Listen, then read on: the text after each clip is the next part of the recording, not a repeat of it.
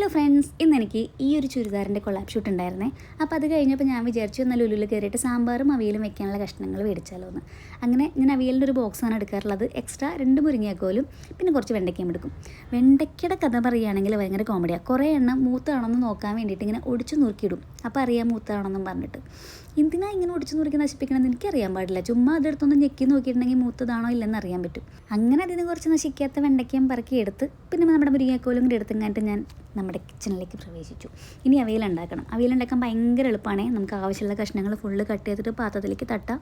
പിന്നെ കുറച്ച് മഞ്ഞൾപ്പൊടിയും കുറച്ച് ഉപ്പും പിന്നെ നമ്മുടെ എരിവിന് വേണ്ടിയിട്ടുള്ള മുളക് ഒരു 2-3 കഷ്ണമാക്കിയിട്ട് കീറിയിട്ടുള്ള മുളകും കുറച്ച് വെള്ളം കൂടി ഒഴിക്കുക, കത്തിക്കുക, അടച്ചു വയ്ക്കുക.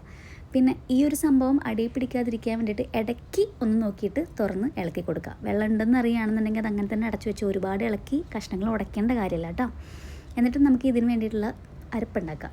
തേങ്ങ എടുക്കുക, ഒരു 3-4 ഉള്ളി, 2 വെളുത്തുള്ളി, പിന്നെ കുറച്ച് ജീരകം എല്ലാം കൂടി നല്ലപോലെ ഒന്ന് ക്രഷ് ചെയ്ത് സെറ്റാക്കി കഴിയുമ്പോൾ ഇതിലേക്ക് കൊട്ടി കൊടുക്കുക. എന്നിട്ട് പതുക്കെ കഷ്ണങ്ങൾ ഉടയാത്ത രീതിയിൽ നല്ലപോലെ മിക്സ് ആക്കിയിട്ട് ഇളക്കി കൊടുക്കുക കേട്ടോ. സംഭവം എളുപ്പ പരിപാടിയാണ്. ഇത് ഇങ്ങനെ സെറ്റായി കഴിഞ്ഞതിന് ശേഷം ലാസ്റ്റ് ഒരു മേമ്പൊടി പോലെ നമ്മുടെ തൈരില്ലേ, തൈര് നല്ല കട്ട തൈര്, നല്ല പുളിയുള്ള നാട്ടിൽ നിന്ന് കൊണ്ടുവന്ന തൈരാണേ, അത് നല്ലപോലെ ഒഴിച്ചു കൊടുക്കുക. ചിലർക്ക് പുളി ഇഷ്ടമല്ല, അങ്ങനെയുള്ള ആളുകൾ തൈര് ഒഴിക്കണം എന്നില്ല കേട്ടോ. എനിക്കിങ്ങനെ തൈരൊക്കെ ഒഴിച്ചിട്ട് ഇങ്ങനെ കുറുകിയിരിക്കുന്നത് ഇഷ്ടമാണ്. സംഭവം ഇത്രയുള്ളൂ പരിപാടി. ഇനി അതിൻ്റെ മുകളിൽ കൂടെ കുറച്ച് മേമ്പൊടിയായിട്ട് നമ്മുടെ കറിവേപ്പിലയും കുറച്ച് നല്ല വെളിച്ചെണ്ണയും കൂടി ഒഴിച്ച് കഴിഞ്ഞാൽ സംഭവം റെഡിയാണ്. അപ്പോൾ ഈ ഒരു റെസിപ്പി ട്രൈ ചെയ്തിട്ട് കമൻറ്റ് ചെയ്യാൻ മറക്കരുത് കേട്ടോ.